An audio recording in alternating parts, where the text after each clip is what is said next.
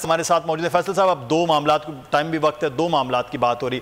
آپ نے اس وقت گفتگو کی کہ مولانا فضل الرحمان صاحب بظاہر جس طرح سے انہوں نے سیکورٹی اداروں کے حوالے سے ابھی مطالبہ بار بار یہ بھی کیا گیا عدالت بلائے گی تو obviously آ جائیں گے, سیکورٹی کونسل والا معاملہ بھی سامنے آ جائے گا, لیکن اس کے لیے بار بار یہ بھی کہا جا رہا ہے کہ اس قسم کی کوئی چیز بھی نہیں ہے.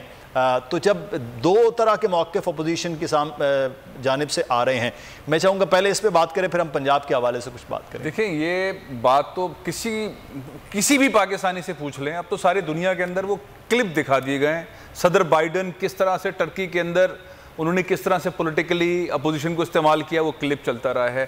ڈونلڈ رو کس طرح سے سری لنکا میں اور کس طرح سے پاکستان میں ڈیل کرتے رہے, انہوں نے کانگریس کی کمیٹی کو بولا ہے, وہ کلپس چل رہے ہیں, اور کس طرح سے مینوپولیٹ کرتے رہا ہے, امریکن کس طرح سے دھمکیاں دیتے رہے. تو یہ والی چیز تو ماننے والی نہیں ہے.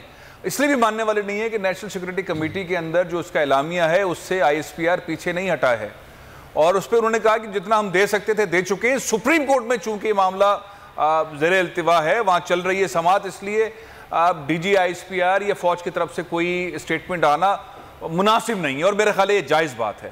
تو یہ بات تو صحیح ہے کہ یہ خط ہے, یہ دھمکی ہے, یہ اس کے اندر تو کوئی شبہ والی بات نہیں, اور بہت سارے دلائل آ گئے ہیں, لیکن مجبور ہے پوزیشن, اس کو وہ اون نہیں کر سکتی, کیونکہ جس پوزیشن پہ وہ کھڑی ہے اگر وہ اون کر لیتی ہے تو پھر وہ گراؤنڈ ان کے ختم ہو جاتے ہیں, وہ گراؤنڈ ہی ان کے ختم ہو جاتے ہیں. پھر آگے کے معاملہ ہوتا ہے کہ کون کون ملا, کیا کیا لیا, کتنے پیسے لیے, باہر کیا لیا, وہ تو پھر گیم ہی چینج ہو جائے گا نا. اپوزیشن تو اس کھائی میں خود جانا نہیں چاہے گی, اس لیے یہ اپوزیشن کا نیریٹو بالکل ٹھیک ہے.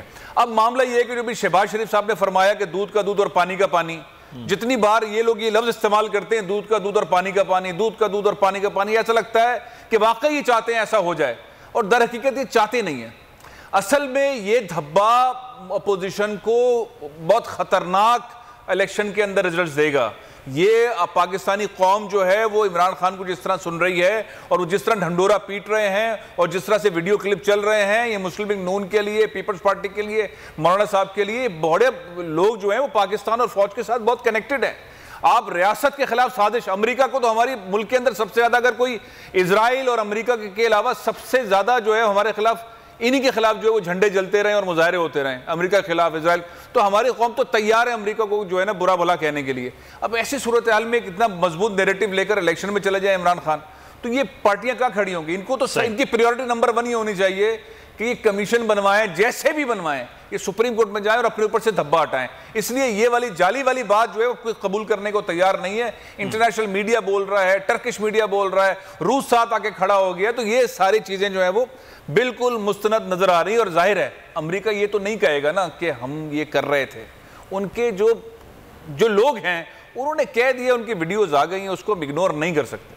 اچھا, ایک چیز میں چھوٹا سا ایک کمنٹ جو ہے وہ کرنا چاہوں گا. اگر یہ سمجھا جائے کہ امریکہ جو ہے وہ تھرڈ ورلڈ کنٹریز میں وہ مداخلت نہیں کرتا کسی بھی طرح سے, وہ معاشی طور پر ہو, سیاسی معاملات کے حوالے سے, تو یہ غلط ہوگا.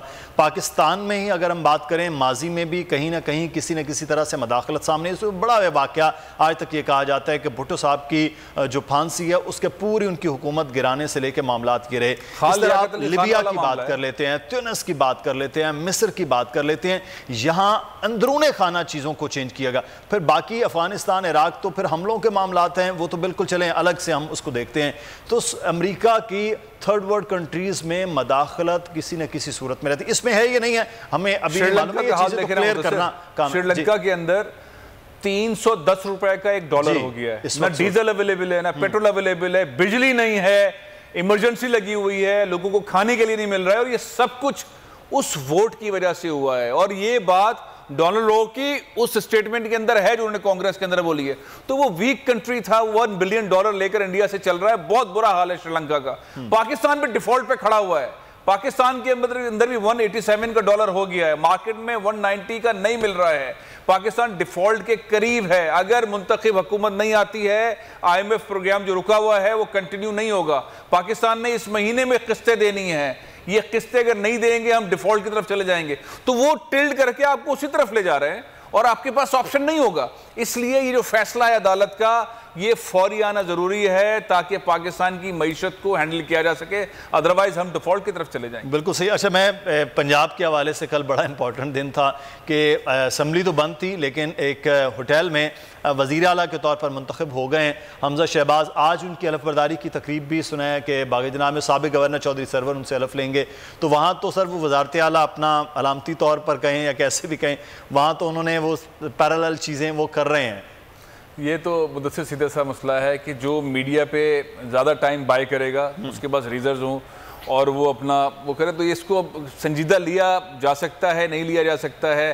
کورٹ نے یہ فیصلہ کرنا ہے۔ سپریم کورٹ نے آج کہہ دیا پنجاب کا معاملہ لاہور ہائی کورٹ میں لے جائیں، اب کورٹ میں جائے گا، کورٹ جو فیصلہ کرے گا اس کے حساب سے۔ ادروائز یہ سارا 2-2 3-3 گھنٹے کا جو سین ہے یہ بیسیکلی میڈیا پہ رہنے کے لیے، پھر میڈیا ٹاک کرنے کے لیے ہے، انوائرمنٹ اپنے حق میں کرنے کے لیے ہے، لیکن یہ معاملہ لاہور ہائی کورٹ میں چلا گیا ہے۔ اب وہ وہاں سے کیا اس پر نکل کر آتا ہے؟ ویسے حکومت نے 16 تاریخ تک کا ٹائم لے کر اپوزیشن کو پیچھے دھکیل دی، اور معاملہ جو سپریم کورٹ کے فیصلہ ہے اس کے بعد والے سبسکرائب کریں اور بیل دبائیں تاکہ کوئی خبر رہ نہ جائے۔